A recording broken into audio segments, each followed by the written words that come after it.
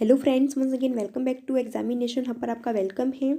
सभी उत्तर प्रदेश के भविष्य के भावी अध्यापकों का स्वागत है। तहे दिल से अभिनंदन है दोस्तों।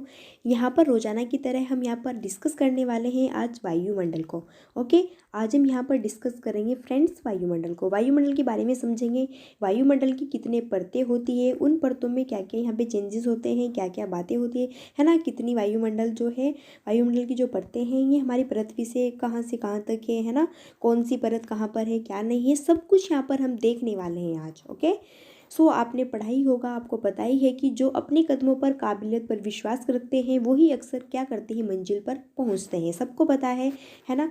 जिसको बिलीव होता है अपने ऊपर कि हाँ मैं कर सकता हूँ, अक्सर वही मंजिल पा सकते हैं। जिसको बिलीव ही नहीं है ना, जो करने से पहले ही रो रहा है या फिर पीछे हट चुका है, वो कभी भी सक्सेस नहीं हो पाएगा। डिस्कस करेंगे वायुमंडल की परतें एवं वायुमंडल। ओके, अब यहाँ पर कुछ इंपॉर्टेंट पॉइंट्स है, पहले इनको जान लेते हैं। वायुमंडल में नाइट्रोजन की मात्रा 17% होती है। वायुमंडल में ऑक्सीजन की मात्रा 20.9% होती है।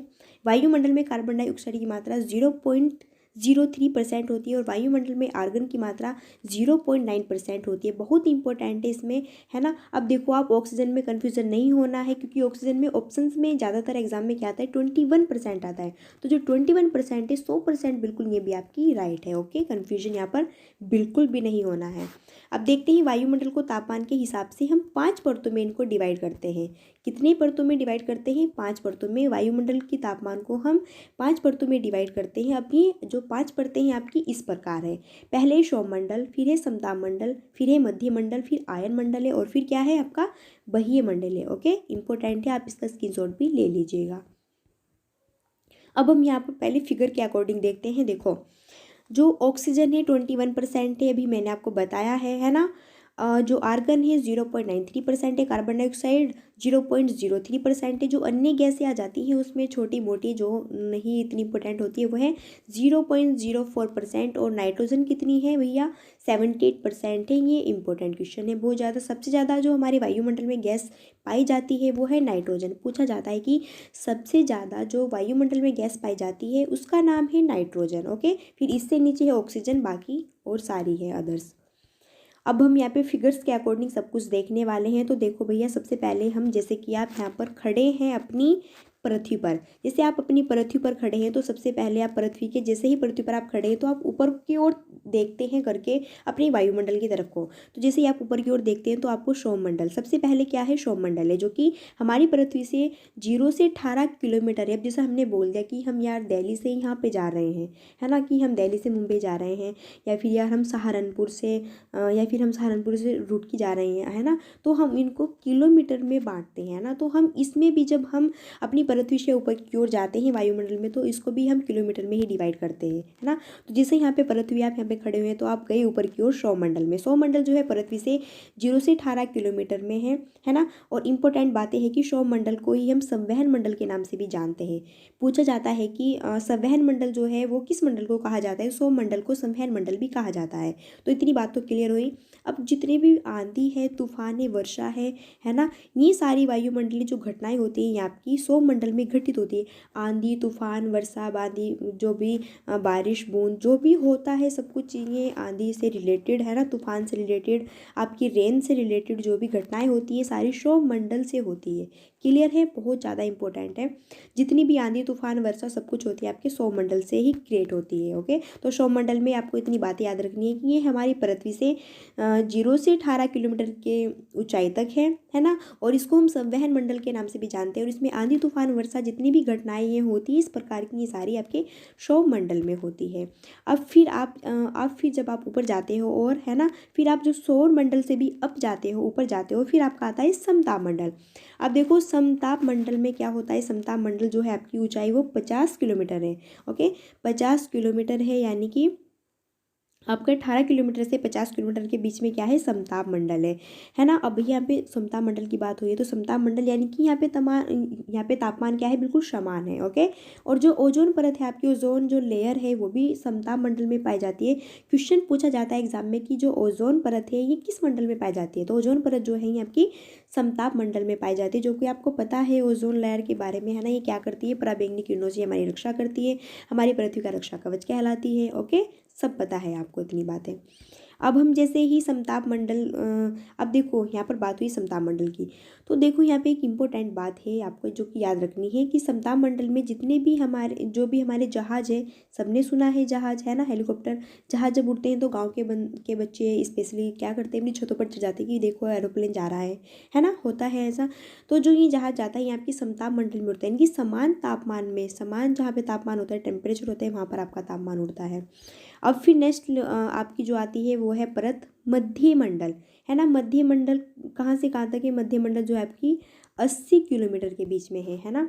मध्य मंडल आपकी क्या है, 80 किलोमीटर के बीच में। इसमें मध्य मंडल में एक बात आपको नोट करनी है यहाँ पर, है ना, आप इसको नोट कर लेना, है ना। इसमें क्या होता है, जो आपने सुना होगा, आप जैसा कि गर्मियों के टाइम में आप छत पे लेट जाते हैं, ज़्यादातर विलेज में क्या फिर सिटी में भी लेट जाते हैं, है ना, तो आपको तारा टूटता हुआ दिखाई देता है, एक उल्का पिंड है ना, जिसको कि आपको तारा से टूटता हुआ दिखाई दिया, कभी भी आपकी आंखें खुल गई तो आपको रात में या फिर रात हो के, है ना, तारा से टिमटिमाता हुआ आपको टूटता हुआ दिखाई देता है ना। तो जो वह है वो हमारी मध्य मंडल की घटना होती है। अगर मध्य मंडल न होता तो ये जो तारा टूटता है, ये तारा टूटकर आपकी पृथ्वी पर गिरता, ज़मीन पर गिरता, और फिर आपकी ज़मीन पर जो हम हैं, मानव है, जीव जंतु, ये सब क्या हो जाते हैं, सब के सब फिनिश हो जाते हैं, मर जाते हैं। ओके, तो मध्य मंडल हमारा इस तारे से हमारी रक्षा करता है। बहुत इंपॉर्टेंट और बेसिक क्वेश्चन है और इम्पोर्टेंट क्वेश्चन है।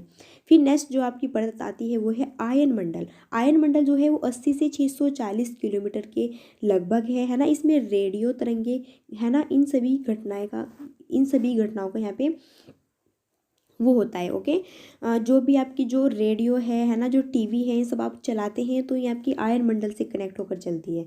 फिर नेक्स्ट बात आती है आपकी बाह्य मंडल, जो कि सबसे बाहर निकल जाती है, जो बाह्य मंडल है। ओके, तो आप देखो यहाँ पे सबसे पहले सौरमंडल, समताप मंडल, फिर है मध्य मंडल, है ना, फिर है आयन मंडल, फिर है बाह्य मंडल।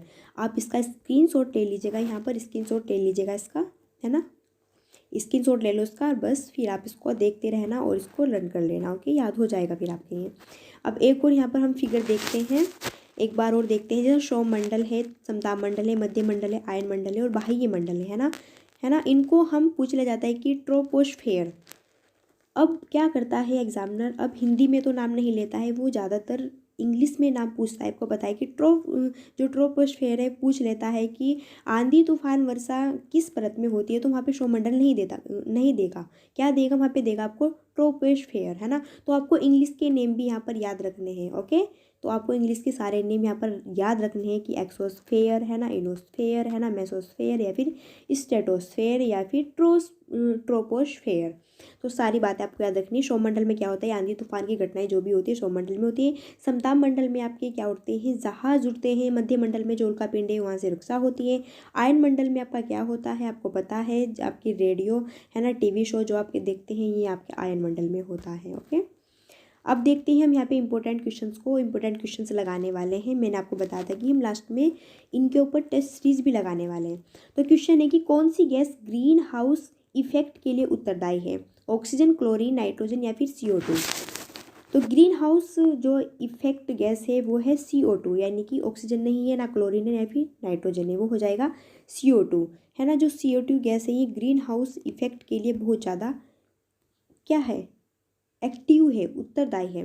नेक्स्ट है वायुमंडल में मौसम परिवर्तन किस परत में होता है, समताप मंडल, सौरमंडल, मध्य मंडल या फिर आयन मंडल में। तो वायुमंडल में मौसम परिवर्तन मैंने आपको बताया कि मौसम, आंधी तूफान, बारिश, वर्षा जो भी होती है आपकी किसमें, सौरमंडल में होती है ना।